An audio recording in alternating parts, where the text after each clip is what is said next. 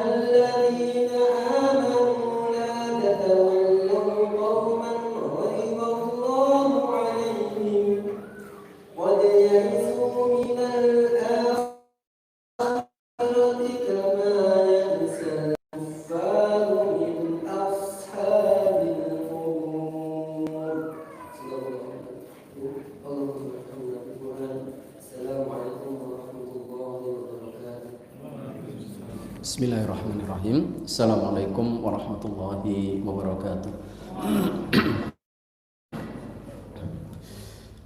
Innal hamdalillah nahmaduhu wa nasta'inuhu wa nastaghfiruh wa na'udzu billahi min shururi anfusina wa min sayyiati a'malina. May yahdihillahu fala mudilla lahu wa may yudlil fala hadiya lahu. Asyhadu an la ilaha illallah wahdahu la syarika lah wa asyhadu anna Muhammadan abduhu wa rasuluhu la nabiyya ba'dah.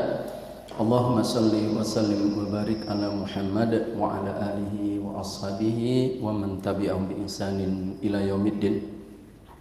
Jamaah sekalian, hafizakumullah, Bapak Ibu jamaah yang dimuliakan Allah Subhanahu wa taala. Alhamdulillah kita bersyukur kepada Allah Subhanahu wa taala atas segala limpahan nikmat yang Allah Subhanahu wa taala berikan kepada kita semuanya. Di antara nikmat itu adalah nikmat kita bermajelis di siang hari ini, ya, meskipun ya dalam suasana yang panas gitu, mungkin juga hati juga suasana agak panas karena per hari kemarin pertalite naik gitu ya.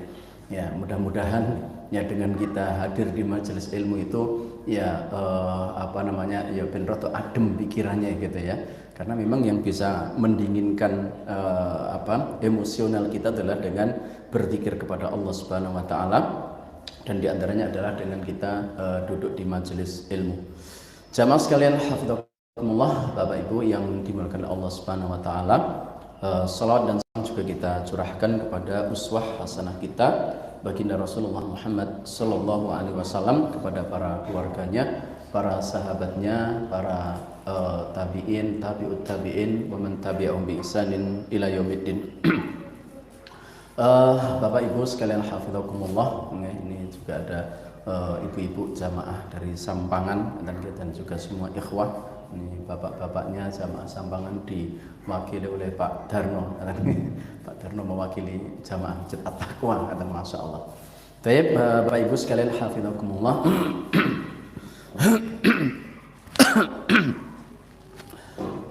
Seringkali kita dengarkan ya, kita dapatkan permasalahan-permasalahan dalam berumah tangga ya.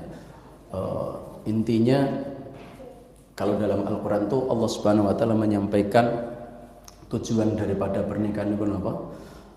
Wa min ayatihi an khalaqalakum min anfusikum azwaja litaskunu ilaihi wa ja'ala bainakum mawaddah wa rahmah, ya, sakinah, mawaddah wa rahmah, ya. Inginnya seperti itu ya, idealnya, sehingga nanti keluarga itu menjadi baiti jannati, ya, keluargaku, rumahku itu adalah surgaku. Ya, makanya kenapa tempat tinggal, rumah niku dalam bahasa Arab itu disebut dengan sakan. Ya, sakan itu berasal dari kata-kata sakana yaskunu. Ya. Sakana yaskunu, ya. Bisa jadi sakan, bisa jadi sakinah. Ya. Jadi sakinah itu apa? Ketentraman. Maka rumah itu kenapa disebut dengan sakan? Ya. Karena diharapkan di dalam rumah itu mendapatkan ketentraman dan ketenangan. Ya. Itulah tujuan dalam berkeluarga.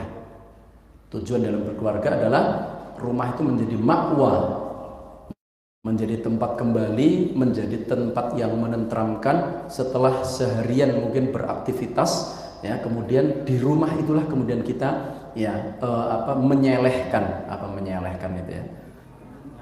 Iya. Ya, mendekekkan ya pikiran kita gitu. Sehingga ya betul-betul ya, misalnya kita setelah seharian capek ya, yang ibu-ibu juga seharian mungkin capek dengan urusan anak-anak ya, urusan rumah tangga yang tidak pernah ada selesainya ya.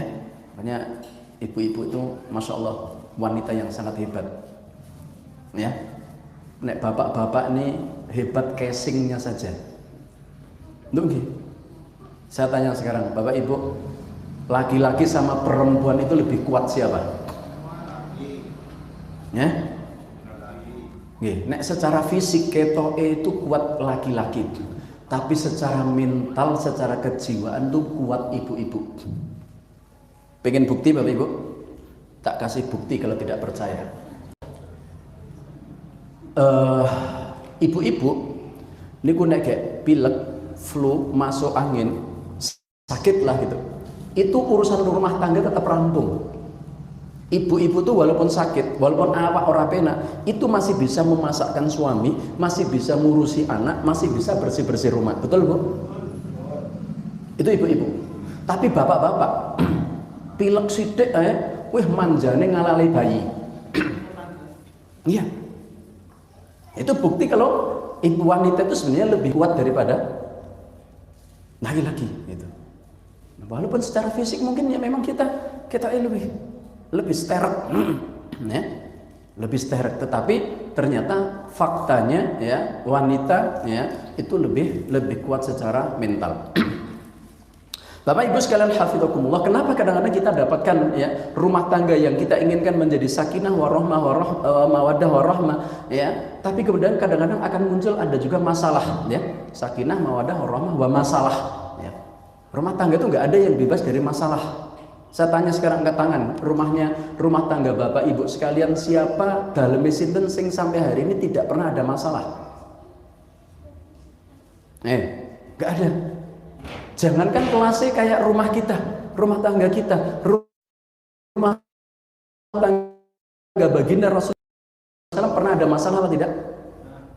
Sampai turunnya ayat ya ayyuhan nabi qul li azwajika, ya wahai nabi katakanlah kepada istri-istrimu, in kuntunna turidnal hayatad dunya wa zinataha fata'alaina ummatikunna wa usarrihkunna sarahan jamila. Sampai dalam surat Al-Ahzab itu turun satu ayat, wahai nabi, ini perintah saking Allah kepada Nabi Muhammad SAW, wahai nabi katakan kepada istri-istrimu, in kuntunna turidnal hayatad dunya wa zinataha, wahai istri-istriku. Ya, kalau antum nyebutnya bukan istri-istriku karena punyanya cuma satu, wahai istriku. Ya. Kalau Nabi ya suruh mengatakan wahai istri-istriku karena istri beliau banyak. In kuntunna turidnal hayatad dunya wa zinataha, kalau kamu itu menginginkan kehidupan dunia dan akhirat, dunia dan perhiasannya, fata'alaina ummatikunna wa usarrihkunna sarahan jamila. Tayyib, sinilah kamu akan saya ceraikan dan saya akan berikan itu semuanya. Kenapa terjadi yang demikian? Itu berasal dari apa? Permasalahan di rumah tangga Nabi SAW ya. Karena apa? Ya, karena waktu itu para istri-istri Nabi itu dalam tanda kutip minta jatah bulanannya dinaikkan. Ya. Jadi nanti ibu-ibu nggak usah khawatir, Bu, walaupun sekarang BBM naik Pertalite dari 10.000, Pertamax berapa saya nggak tahu gitu ya.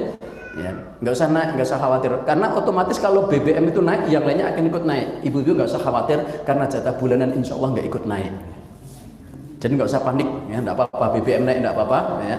Nah, kenapa terjadi permasalahan-permasalahan? Karena pada dasarnya laki-laki dan perempuan memang memiliki karakter yang berbeda.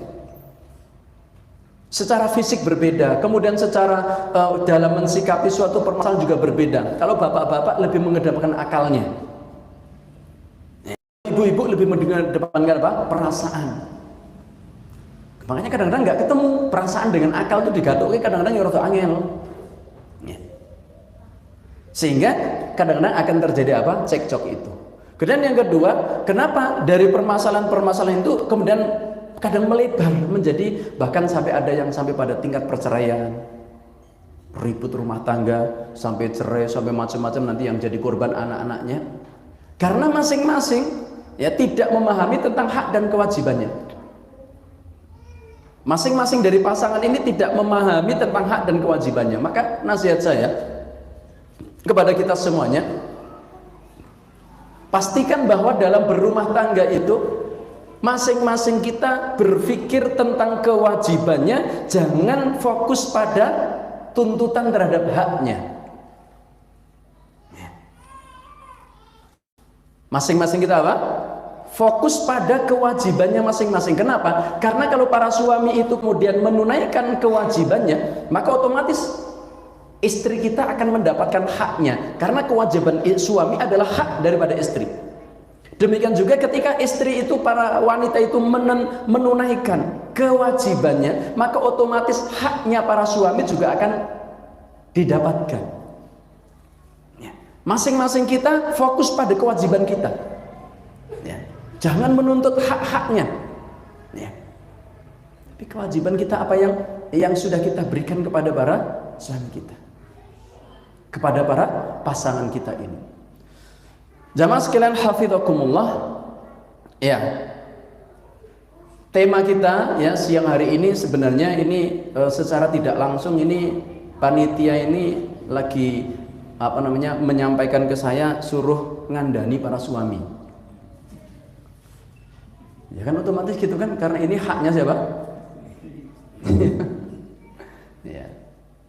Panitia juga sedang mengingatkan saya gitu. Ya. Makanya pinter panitia nih cara ngandani saya ini. Terima kasih jazakumullah. Jadi seolah-olah Ustaz antum ya berikan hak-hak istri antum. Makanya saya suruh berbicara di sini. Ya. Nah, monggo ahlan. Jadi para jamaah sekalian hafizkumullah, Bapak Ibu, dengan banyaknya permasalahan-permasalahan di rumah tangga ya, dalam keluarga dan rumah tangga itu rata-ratanya adalah bermula dari apa? Adamul ilmu. Karena tidak tahu tentang ilmu berkeluarga. Tidak tahu ilmu berkeluarga. Ada yang sudah tahu ilmunya tapi kalah dengan hawa nafsunya. Tahu ilmunya itu sebenarnya tahu, tapi ilmunya itu masih terkalahkan oleh hawa nafsunya sehingga dia tidak memberikan hak-hak para pasangannya, termasuk tidak memberikan hak para istrinya. Ya. Apa yang menjadi hak dari para istri yang harus ditunaikan oleh para suami banyak kalau kita rinci. Yang pertama, ya haknya para istri itu ya adalah yang pertama ya dilindungi atau mendapatkan perlindungan dari kita para suami ya, dari orang-orang yang bisa menyakitinya. Ya. Yang namanya qawwam, ya ada mas qawwam di sini. Ya. Dalam Al-Quran Allah mensifati laki-laki itu sebagai apa? Ar-rijalu qawwamuna 'alan nisa. Laki-laki itu sebagai qawwam. Dan Allah menyebutkan di awal ayat itu dengan kalimat rijal. Untuk menyebut laki-laki, Mas, Pak. Untuk menyebut kata laki-laki itu bisa dengan kata-kata dzakar. Seperti dalam bab masalah waris. Ayat tentang masalah waris Allah mengatakan lidzakari mithlu haddil unthayain. Lidzakari mithlu haddil unthayain. Dalam babakan masalah waris, satu orang laki-laki itu setara dengan dua orang perempuan. Di situ Allah menyebut laki-laki itu dengan lidzakar, ad-dzakar. Tapi dalam ayat tentang keluarga tadi surat An-Nisa ar-rijalu qawwamuna 'alan nisa, Allah menggunakan kalimat rijal. Ya, kalimat rijal. Jadi kata-kata ya rijal artinya kalau kita terjemahkan dalam bahasa Indonesia ya sama, artinya podo-podo laki-laki. Dzakar yo lanang, rijal yo lanang gitu. Tetapi kalimat rijal ini ya, kalau kita lihat dalam Al-Qur'an penggunaan kata-kata rijal itu pasti Allah gunakan untuk event-event, untuk kondisi-kondisi memang yang sangat genting dan sangat penting. Misalnya wajah rajulun min aqsal Madinah. Ini tentang kisah Nabi Musa alaihissalam. Ya. Setelah Nabi Musa alaihissalam melihat ada orang dari Bani Israel dan dari Kipti berseteru kan, padu, ya. Kemudian Rasulullah SAW membela orang yang sesuku dengannya, kemudian yang orang Bani Israel tadi terbunuh mati. Singkat ceritanya, maka kemudian Fir'aun mencoba untuk mencari Musa alaihissalam, ingin menangkap Musa, tapi berita itu sudah bocor. Maka kemudian datang wajah rajulun min aqsal Madinah, maka datanglah seorang rajul, jamaknya rijal. Ya. Dengan kalimat rajul, bukan dakar. Ya. Jadi kalau saya terjemahkan itu kalau dakar itu mungkin pria, tapi nek rajul itu lelaki gitu ya. Jadi kalau lelaki itu dia punya karakter yang lebih, bukan hanya kalau pria itu, saya mohon maaf, itu ya sing penting punya alat dakar itu jenenge pria. Tapi kalau laki-laki tidak hanya sekedar punya alat dakar, tapi memang dia punya karakter. Kemudian lagi misalnya rijalun la tulhihim tijaratun wala bai'un an dzikrillah. Ketika Allah memuji ya para laki-laki yang mereka itu apa namanya? Ya sibuk dengan ibadah kepada Allah Subhanahu wa taala, kemudian apa? Tidak terlalaikan oleh perdagangan dan oleh pekerjaan. Allah nyebutnya rijalun. Ya, para laki-laki. Ya. Dan masih banyak, artinya kalimat rijal itu memiliki kedudukan yang tinggi, dan dalam ayat tadi katakan ar-rijalu qawwamuna 'alan nisa. Rijal itu menjadi pemimpin, qawwam bagi para laki-laki. Dia melindungi, bukan menyakiti. Ya. Dia memuliakan, bukan menghinakan. Ya. Karena kita sudah mengambil alih para kaum wanita kita ini dengan cara yang ma'ruf. Bisa jadi para istri-istri kita itu dulu sudah sangat bahagia hidup dengan orang tuanya. Orang tuanya merelakan untuk antum ambil, diperistri oleh kita ini, padahal mungkin mereka sudah masya Allah, apapun diberikan oleh orang tuanya, tapi kemudian mereka merelakan melepas para istri-istri kita untuk kita bawa ke rumah kita. Harapannya apa dari para orang tua, para mertua kita, para orang tua dari istri-istri kita? Harapannya adalah mendapatkan perlindungan yang lebih.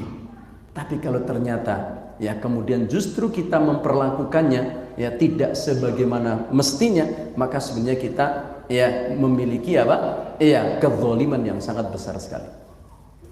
Ya. Jadi mereka dilindungi fisiknya, dilindungi perasaannya, dilindungi pikirannya. Itu tugas kita para suami. Ya. Makanya, masya Allah ya, kalau dalam ya di negara kita ini sampai ada undang-undang KDRT, kekerasan dalam apa? Rumah tangga. Karena memang terjadi kekerasan dalam rumah tangga itu.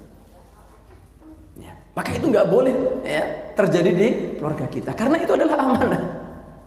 Itu adalah amanah. Nah, kemudian yang kedua, di antara hak para istri kita ini adalah mendapatkan apa? Pertolongan pada saat mengalami kesulitan. Ya.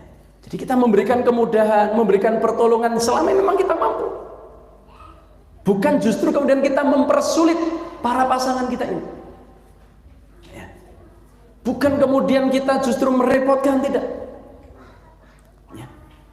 Makanya perlu saya sampaikan di sini pada para ikhwah, pada bapak-bapak ini, ada pemahaman yang salah di kalangan para laki-laki itu.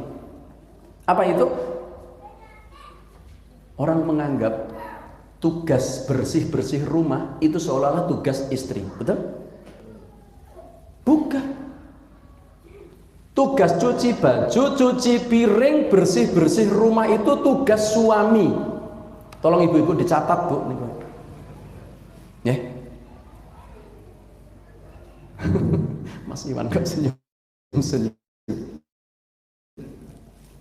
Loh iya, nggak ada dalilnya dalam Quran, dalam sunnah itu dibahas oleh para ulama. Tugas urusan rumah tangga, bersih-bersih rumah, nyapu, ngepel, bersih-bersih apa niku? Kelamat, sarang laba-laba niku. Cuci piring, cuci baju, itu tugas suami, bukan tugas istri. Sing ibu-ibu neng budi cocok gitu. Ono sing direkam itu di rumah itu direkam, nanti disetel neng omah itu.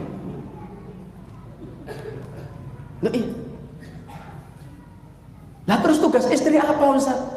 Tugas istri itu bukan bersih-bersih rumah, Pak. Tugas istri itu pertama taat kepada Allah, taat kepada Rasulullah, yang ketiga taat kepada suami. Jadi kalau disuruh bersih-bersih sama suami berarti harus aduh Ustaz, bodoh wae. Tidak sama, tidak sama. Artinya gini,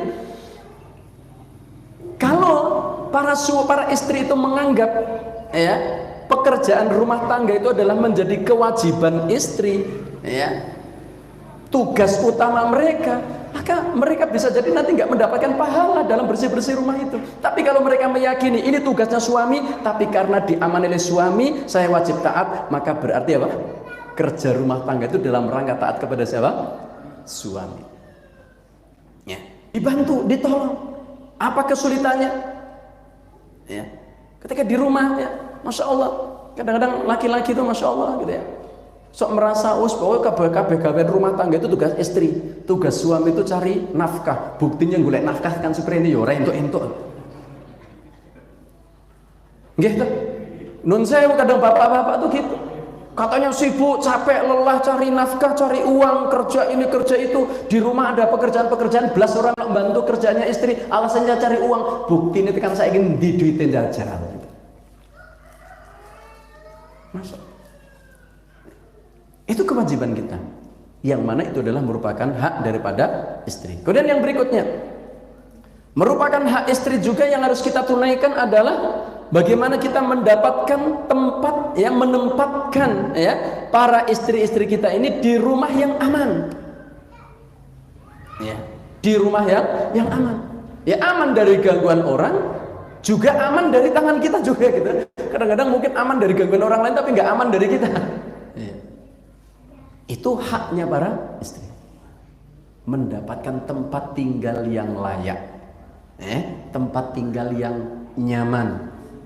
Ya, nggak harus punya, ya nggak harus punya. Ya, kalau memang belum mampu untuk bikin rumah sendiri, ya jadi kontraktor kan nggak masalah. Yang penting ada tempat tinggal yang nyaman di situ. Ya, karena sebenarnya masalah rumah itu milik sendiri atau kontrakan atau apa itu bukan suatu hal yang prinsip sebenarnya dalam berkeluarga itu.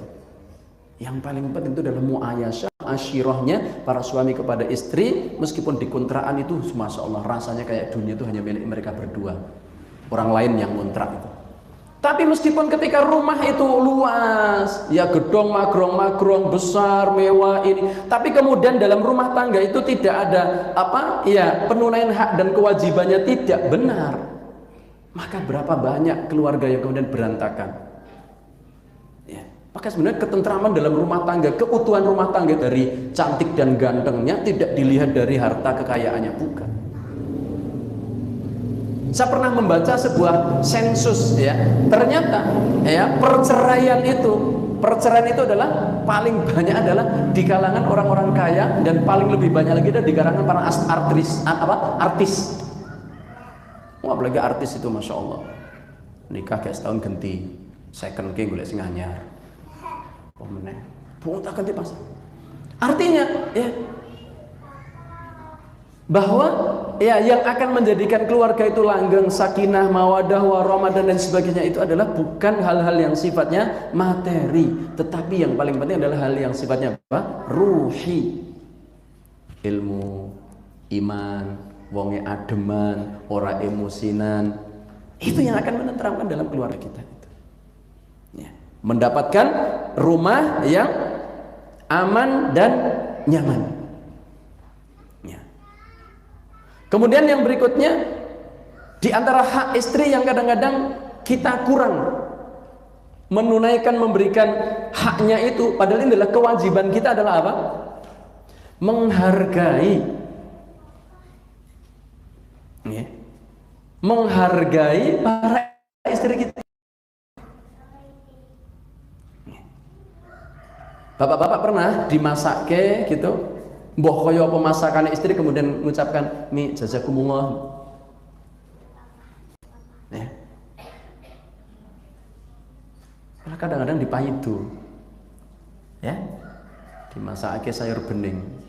Kowe uyuh jaran kon mangan jare. Dihargai, pekerjaannya istri, karyanya istri dihargai. Walaupun mereka tidak pernah meminta penghargaan dari kita, nggak pernah. Tapi kalau dihargai mereka suka. Ya, masa ya, masya Allah. Nih, tahu nggak sih, Abi itu sudah mampir di sekian warung untuk banyak sekali rumah-rumah Bapak Abi. Tapi nggak ada masakannya kayak masakannya Umi ini.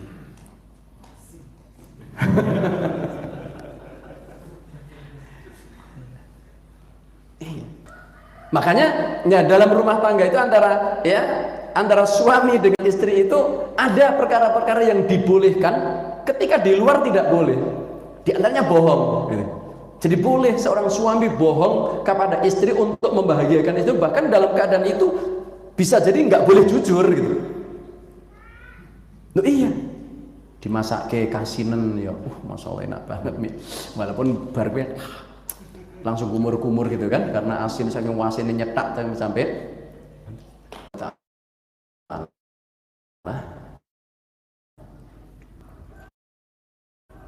ya, ya. Dalam pemberian nafkah, sebagian orang hanya berpikir untuk memberikan nafkah secara lahir saja, kasih makan, kasih uang bulanan, tapi tidak pernah berpikir tentang nafkah batinnya. Termasuk urusan nafkah batin adalah, mohon maaf, ini ada Mas Kowam di sini ya, ada Mas Aji juga, ada Ustadz Ahsan juga, nggak tega mau menyampaikan, ono cah cilik-cilik. Tapi tidak apa-apa, Mas Aji sama Ustadz Ahsan sudah, kalau gini sudah nyandak. Ya. Termasuk nafkah batin adalah, saya mohon maaf, nafkah urusan di tempat tidur. Ya. Nafkah urusan di mana? Di tempat tidur. Ya. Kewajiban seorang suami adalah menafkahi istri secara secara batin. Dihubungi, kok bukan dihubungi pakai telepon gitu ya. Ya pokoknya itulah ya. Yang sudah 17 ke atas paham. Ustadz Ahsan belum tahu beliau. Ya. Itu kewajiban. Ya. Ketika tidak tertunaikan atau tidak ditunaikan oleh seorang suami, itu zalim kepada mereka. Makanya dulu Umar bin Khattab, masya Allah, bin Khattab itu pernah, ya ini kebiasaan para khalifah kita ya, jadi kalau istilah belusuan itu sebenarnya sudah zaman dahulu, sejak zaman Umar itu sudah ada belusuan itu. Jadi nek saiki ana wong sok suka belusuan, saiki wis ora mbiyen gitu ya, ojo gumun. Umar bin Khattab pada saat beliau belusuan ngecek kondisi umatnya, masyarakatnya, suatu saat malam hari itu melewati sebuah rumah. Kemudian Umar bin Khattab tiba-tiba ketika melewati rumah ini, itu malam, ternyata wanita itu sedang mendendangkan syair. Ya nak awake dhewe kayak nyanyi lah, lagi bernyanyi. Syairnya itu maknanya kurang lebih seperti ini. Saya nggak hafal syair Arabnya, kalaupun saya bacakan syair Arabnya jenengan yo ora paham gitu. Percuma saja ngentek-ntekke waktu gitu ya. Terus saya yo ora hafal pancen gitu. Di antara makna syairnya itu kurang lebih maknanya seperti ini. Kalau seandainya saya tidak takut kepada Allah Subhanahu wa taala, maka ranjang ini malam ini telah bergoncang gitu. Maknanya kurang lebih seperti itu. Umar paham. Sebagai seorang pemimpin belum paham. Kicaki kok ngomong ini apa? Akhirnya Umar besok pagi harinya cari informasi tentang wanita ini.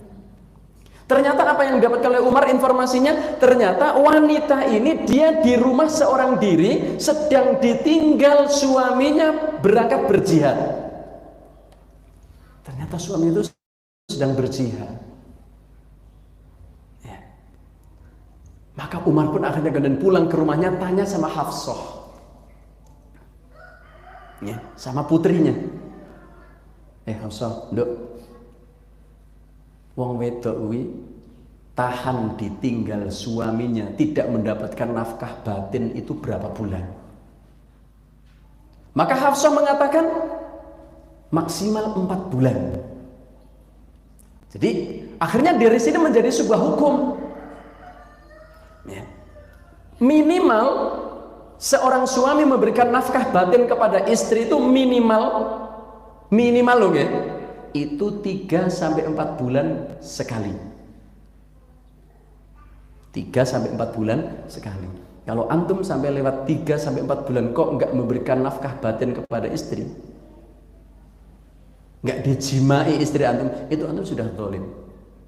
Dan kalau mereka tidak mendapatkan hak batin, maka itu sudah boleh menjadi alasan untuk mengajukan perceraian, khuluk, karena nggak dinafkahi batin. Ya. Ini yang kadang-kadang di tengah-tengah masyarakat kita kurang diperhatikan. Nafkah batin. Sing rada cilaka meneh ki yo nafkah lahir yo, nafkah lahir yo ora, nafkah batin yo ora itu lho. Lha kok kayak duit yo pas-pasan.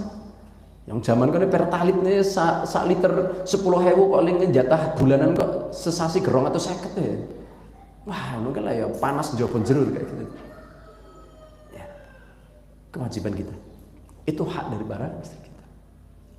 Makanya ketika dalam Al-Qur'an ketika Allah Subhanahu wa taala menyebutkan tentang apa namanya? Tahapan dalam mendidik istri itu diantaranya ada apa? Pisah ranjang kan gitu ya. Pisah ranjang. Kalau wanita itu dikhawatirkan kedurhakaannya, rotok ngeyel sidik gitu, rotok bawel bangkan. Ya, itu pertama suruh apa? Suruh pisah ranjang. Setelah itu suruh mukul. Boleh dipukul. Tapi pukulan ghairu mubarrihah, pukulan yang tidak menyakitkan. Bukan mukul kepala, tapi yang dipukul itu di tempat-tempat yang tidak membahayakan. Bokongnya. Loh, itu bagi wanita itu kalau laki-laki sedang marah kemudian diteplek, dipukul bokong, itu sudah loro-loro, Pak. Karena apa? Karena wanita itu yang berbicara bukan akal tapi perasaannya. Kita kembali tadi, tahapannya ketika ya ada di antara para istri itu yang ada kecenderungan, ada potensi untuk rodo angel diatur, ya. Tahapannya pertama adalah pisah ranjang. Ternyata sudah dibahas oleh para ulama. Pisah ranjang di sini itu ternyata bukan ranjangnya dewe-dewe, apalagi beda kamar, ternyata bukan. Apa mereka kok beda omah gitu? Istri tinggal sendiri neng rumah, kita di rumah cabang, bukan? Cabang, Mas Adi gitu, semangat banget.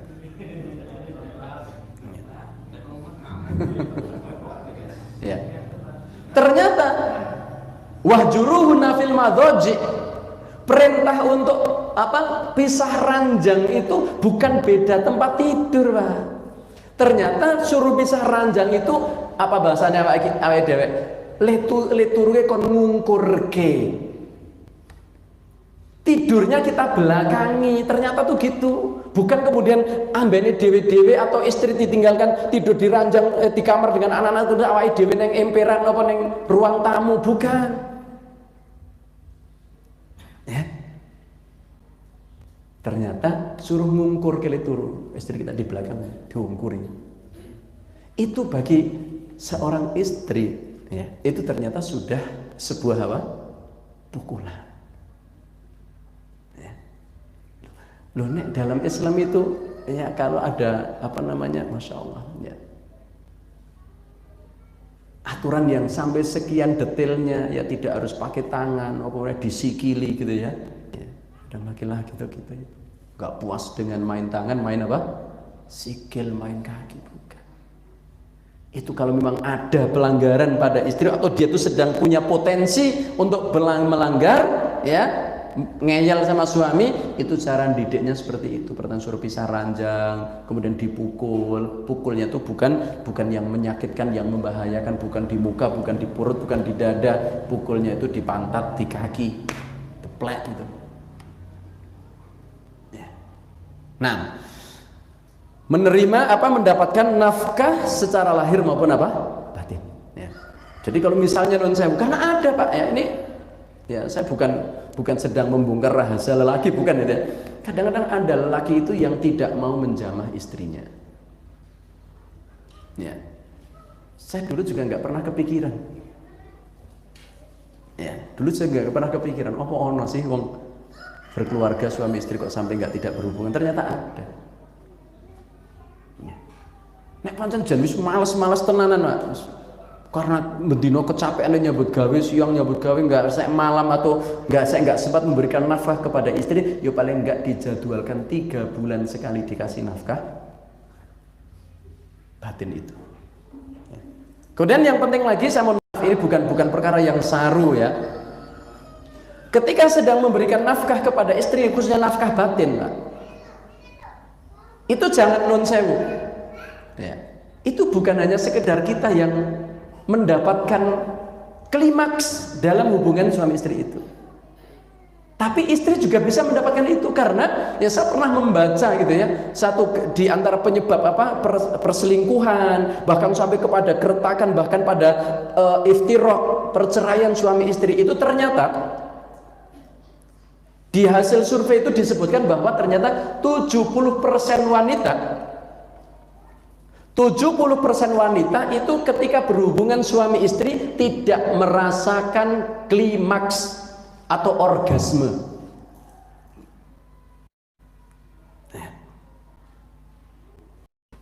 Wah, ini jadi PR bagi para lelaki. Ya. Loh, iya. Itu jangan diremehkan. Ya, karena itu bagian dari apa namanya? Ya. Wah, jane mengerti yang ngono iki mbok tadi jane sing dikandani suami tok, ibu enggak usah teko gitu ya ben ora ngerti gitu ya. Ini akhirnya ya. Loh, iya. Itu memberikan nafkah apa? Batin. Jadi ternyata sampai angka 70%. 70% wanita di Indonesia, saya mohon maaf, 70% wanita di Indonesia yang sudah berkeluarga, sudah bersuami, ternyata 70%-nya itu belum mendapatkan apa? Orgasme atau klimaks ketika berhubungan suami istri. Jadi sing entuk tok itu sing penak, sing seneng itu suamine tok. Sampai angka 70% Pak. Ini hasil sebuah survei. Nah, kalau belum sampai mendapatkan itu berarti kita belum menafkahi batin mereka. Wah, ternyata kok abot sampai sedetil itu. Ya iya. Kemudian yang berikutnya ya, mendapatkan perlakuan yang lembut, kasih sayang. Wataknya wanita itu lembut, kasih sayang. Mereka juga suka kalau diperlakukan dengan apa? Dengan penuh kelembutan dan penuh dengan apa? Kasih sayang. Jangan dikasari, jangan dibentak, apalagi dipukul. Naudzubillah, tsumma naudzubillah. Coba tuh bayangkan, ya. Kalau kita ini memukul para istri-istri kita, padahal bapaknya istri kita atau ibunya, ya mertua kita saja mungkin sejak lahir sampai mereka dewasa, sampai kita nikahi oleh kita, mungkin bapaknya itu nggak pernah mukul mereka. Ya. Kok awake dhewe sing wis ngerti-ngerti tompo beres, kan awake dhewe ora perlu gedhekke kan? Ya Pak. Masya Allah. Orang tua, ya. Makanya kalau orang Makassar sana itu kalau mau menikah itu uang panaiknya itu mahal-mahal. Ya Ustaz Hasan ya. Ya, cari yang murah di Jawa Ustaz nanti. Insyaallah lebih murah. Antum 300.000 jalan pokoknya. Enggak perlu pakai uang panaik. Uang panaik itu beda dengan mahar kan Ustaz ya. Mahar ada sendiri, uang panaik ada sendiri. Uang panaik itu kayak nek nggon awake dhewe mungkin kayak uang kayak serah-serahan, tukon. Itu sampai puluhan juta. Ya, apalagi kalau dia status sosialnya tinggi, S1 misalnya, itu sampai 70-an juta. Mas sampean kuat nikah nek anu. Iya. Loh, iya. Saya dulu sudah pernah di sana, akhirnya juga pulang ke Jawa. Iya. Mahal. Saya sering guyon sama orang Makassar, saya gini. Kok bisa uang panaiknya tinggi? Oh mungkin anu ya, hitung-hitungan sejak kecil dulu, mulai dari setelah disapeh usia 2 tahun, setelah dari 2 tahun beli susunya habis sekian kaleng gitu mungkin gitu ya. Untuk nyekolahkannya. Memang Mas. Kita kembali. Artinya ya mereka orang tua yang Masya Allah, ibunya yang sudah mengandung, sudah membesarkan, Masya Allah merawat sedemikian rupa. Begitu sudah besar, wis ayu, wis wayahe dipanen, jiko ro sampean njal. Dan mereka ikhlas melepaskan. Ternyata begitu sudah di hadapan kita, kemudian kita perlakukan dengan apa? Perlakukan dengan kasar, semena-mena. Adakah kezaliman yang lebih zalim daripada itu? Ya. Jaga. Itu hak mereka untuk mendapatkan apa? Perlakuan. Karena apa? Karena nanti juga akan berdampak ya. Jadi, Masya Allah ya, kalimat ayat yang mengatakan in ahsantum li anfusikum. Kalau kalian berbuat baik, maka sebenarnya pada hakikatnya kalian tuh berbuat baik untuk diri kalian gitu. Kalau kita tuh berbuat baik kepada istri, ya. kita openi, ya kita rawat, kita jaga, kita kerjaannya kita bantu, walaupun itu tadi mempekerjaan kita ya. Jangan pernah bilang ya saya membantu istri, karena itu asli tugas saya antum. Ya. Maka nanti akan mendapatkan timbal balik yang seperti itu. Loh, masya Allah loh, para istri-istri kita, para ibu-ibu, para kaum wanita kita itu meskipun dizolimi kayak apapun itu wayai masak kayak awake dhewe kan ya tetap dimasak gitu. Kira-kira nek pas gak jenengan jengkeli, pas jenengan gak marah, kemudian istri kita tetap masakin jadi kayak racun, lu pernah? Pernah tahu tuh Pak? Subhanallah, nggak ada dendam, nggak ada apa pada istri kita itu.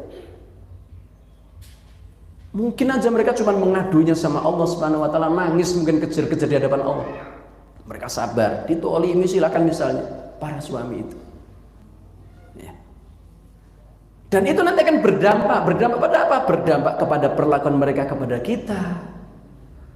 Wah, akhirnya nanti dia perilakunya dengan kita juga mungkin agak dianggap kurang baik, akhirnya kita justru makin tambah marah. Yang kedua, akan berdampak pada saat apa? Nanti dia mendidik anak-anak kita. Ya. Subhanallah, coba ya, kita punya andil apa untuk mendidik anak-anak kita itu? Kita mungkin mendidik secara langsung, ngajari sekolah, ngajari anaknya punya PR matematika, ya ora iso nggarap ke. Anaknya pulang sekolah nggo PR bahasa Inggris ora iso nggarap ke, wopo ora iso, ibu kita semuanya, istri kita semuanya. Nah, sekarang tugas kita apa? Karena istri sudah begitu banyak berjasa kepada kita. Ya, berjasa mengandung anak-anak kita, membesarkan anak-anak kita. Coba besok kalau anak-anak kita ini sudah besar atau anak-anak kita semuanya itu nasabnya itu disandarkan kepada istri atau kepada suami.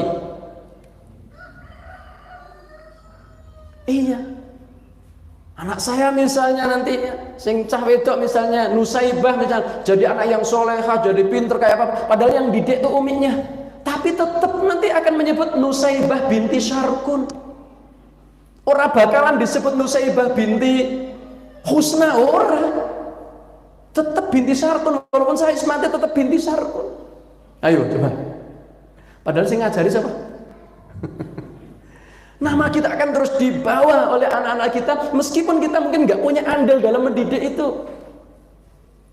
Apa andil kita dalam mendidik anak-anak kita? Subhanallah. Sementara mereka selalu akan membawa nama-nama kita sampai kapanpun. Nah, tapi para bapak ibu sekalian hafidhakumullah, ya sedikit lagi sudah 2:30.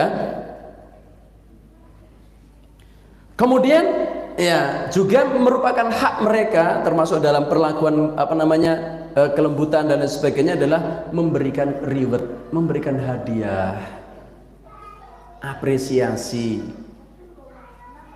Ya.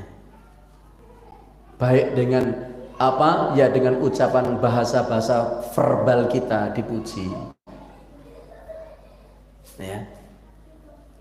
Pak, bapak-bapak yang sering mengucapkan kepada istrinya ya, Masya Allah Umi kok cantik sekali, ada Pak?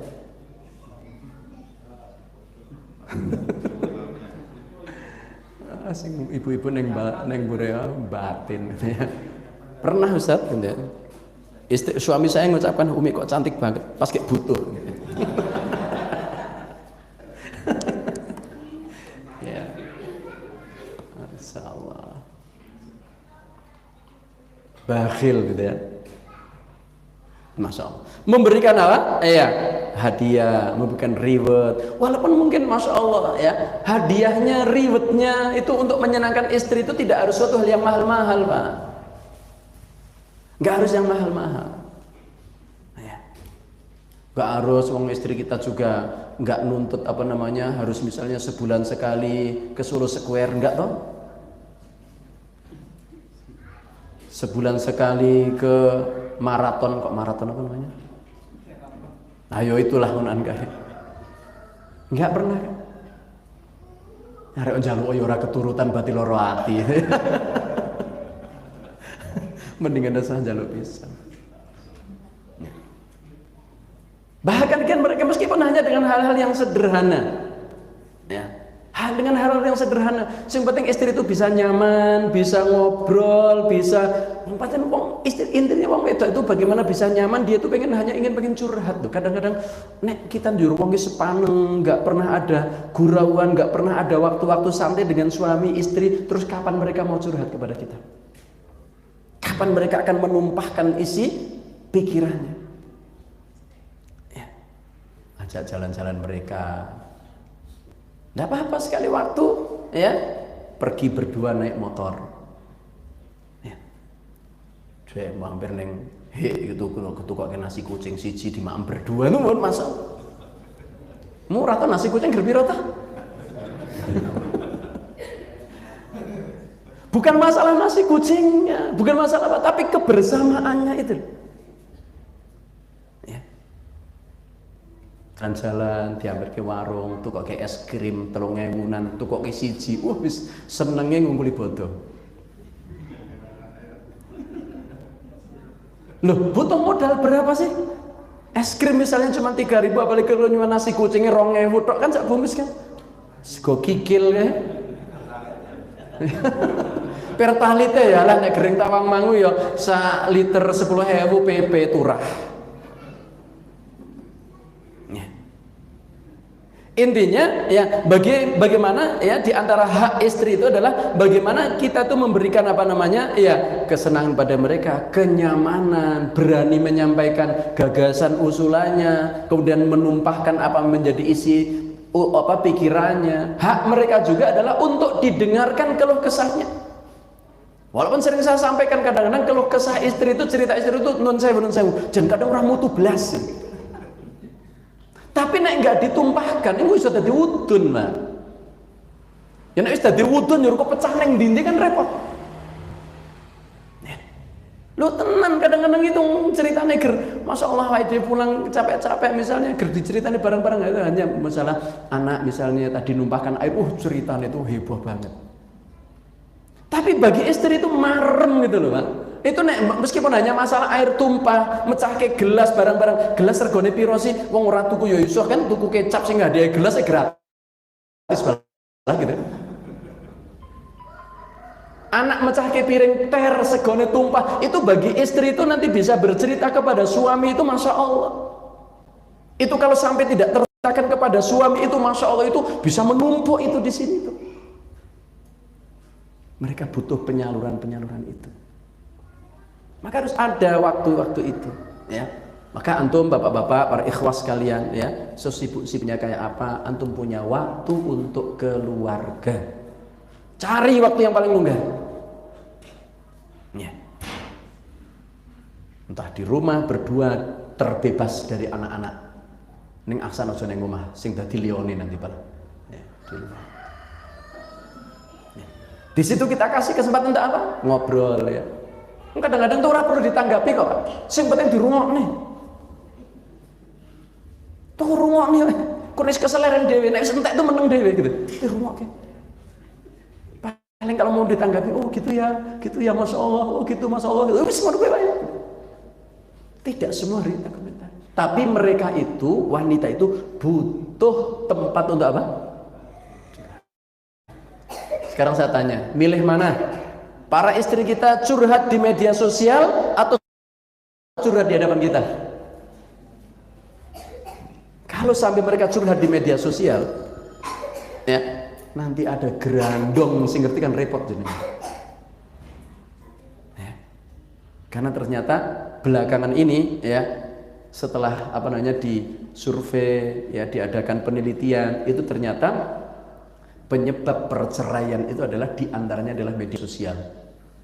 Para wanita sering curhat di media sosial, di apapun, ada update status di Facebook, di apapun tentang masalah-masalah keluarga, sehingga ada pihak ketiga, gerandong-gerandong itu yang bisa melihat peluang itu.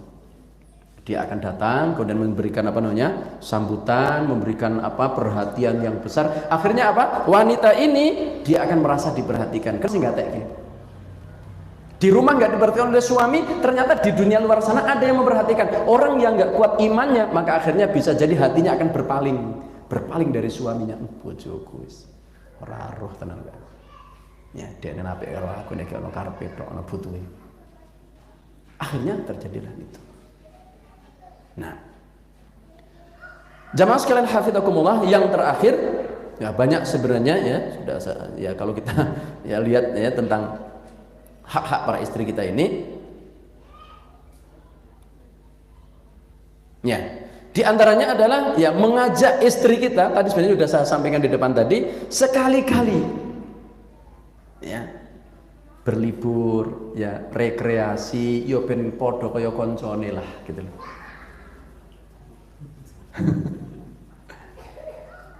Ya. Masya Allah. Ben podo kaya koncone. Kasih ada waktu itu. Ya. Berlibur kemana lah, nggak harus, sekali lagi nggak harus yang mahal. Cukup jadi motoran tekan Jumo. Cukup jadi motoran tekan mana lah ya. Dek munggah kena itu lihat pemandangan kebun teh, seneng kan? Ya. Nggak harus ke tempat-tempat yang jauh, nggak harus ke yang membutuhkan modal yang besar, tidak. Yang penting itu kualitasnya. Yang penting itu apa? Kualitasnya dalam perjalanan itu. Nah, nanti para bapak ibu sekalian yang dimuliakan Allah Subhanahu Wa Taala, saya rasa itu ya sudah setengah 3 lewat ya yang dapat saya sampaikan ya. Sebenarnya masih banyak ya terkait dengan ya hak-hak para istri kita yang harus kita tunaikan, dan itu merupakan kewajiban bagi para suami ya. Ingat, in ahsantum li anfusikum, kalau kita berbuat baik kepada pasangan kita, sebenarnya kita tuh sedang berbuat baik kepada siapa? Kepada diri kita ya. Ketika mereka nyaman ya dalam di bawah naungan kita ya, ketika mereka nyaman hidup bersama dengan kita, maka nanti mereka pun akan semakin produktif dalam pekerjaan rumah tangganya ya. Ingat ya, itu mereka adalah amanah ya. Mereka adalah amanah. Kullukum ra'in wa kullukum mas'ulun an ra'iyatihi. Kalian itu adalah para pemimpin ya. Bagi bapak-bapak, kalian, kita adalah para pemimpin, dan kita akan dimintai pertanggungjawaban atas kepemimpinan kita. Warrajulu ra'in ya fi baitihi, seorang suami adalah pemimpin ya di tengah-tengah keluarganya ya, terus menaungi ya, membela ya, kemudian ya memberikan solusi ketika ada masalah, memberikan nafkah dan lain sebagainya, di antaranya yang sudah kita sebutkan tadi tentang hak-hak ya dari para istri-istri kita. Tapi saya kira demikian yang dapat kami sampaikan ya, kurang lebihnya mohon dimaafkan. Ada benarnya itu datang dari Allah Subhanahu Wa Taala ya, ada kekurangannya dari kami pribadi ya. Mari kita terus jaga ya amanah-amanah keluarga kita ini ya, supaya betul-betul pernikahan kita ini tidak hanya pernikahan biologis, tetapi bagaimana pernikahan kita adalah pernikahan ideologis. Bagaimana rumah tangga kita itu bukan hanya rumah tangga biologis, tetapi rumah tangga kita adalah rumah tangga ideologis. Di dalam rumah tangga kita tidak hanya sekedar kita memperbanyak anak keturunan, tetapi dari rumah tangga kita akan memperbanyak kader-kader yang senantiasa bersujud kepada Allah Subhanahu Wa Taala. Kita ingat bahwa anak-anak kita, merekalah yang akan melanjutkan jalan perjuangan kita. Merekalah yang akan melanjutkan proses sujudnya kita kepada Allah Subhanahu Wa Taala. Pada saat kita sudah meninggal dunia nanti, akan ada anak-anak kita. Kita sudah tidak bisa bersujud lagi di hadapan Allah, akan ada anak-anak kita yang menyungkurkan wajahnya sujud di hadapan Allah Subhanahu Wa Taala. Kita bayangkan ya bahwa keluarga kita akan kita bawa ke tempat-tempat yang seperti itu ya, dan itu akan menjadi jariyah buat kita semuanya ya. Dan itu adalah membutuhkan peran yang sangat besar dari para istri-istri kita. Tunaikan hak-hak mereka, kita berikan hak-hak mereka, maka mereka pun akan memberikan hak-hak mereka kepada kita para suami. Demikian wallahu ta'ala bishawab ya. Demikian ke waktu berikutnya kami kembalikan kepada pembawa acara. Wassallallahu ala sayyidina Muhammad wa ala alihi washabihi ajmain. Walhamdulillahirabbil alamin. Assalamualaikum warahmatullahi wabarakatuh. Yang pertama, bagaimana nafkah suami jika istri adalah wirausahawan dengan penghasilan yang lebih besar daripada suami. Yang kedua, ini ada permasalahan melihat penghasilan istri yang lebih besar, suami cenderung ingin membantu sanak saudara yang membutuhkan.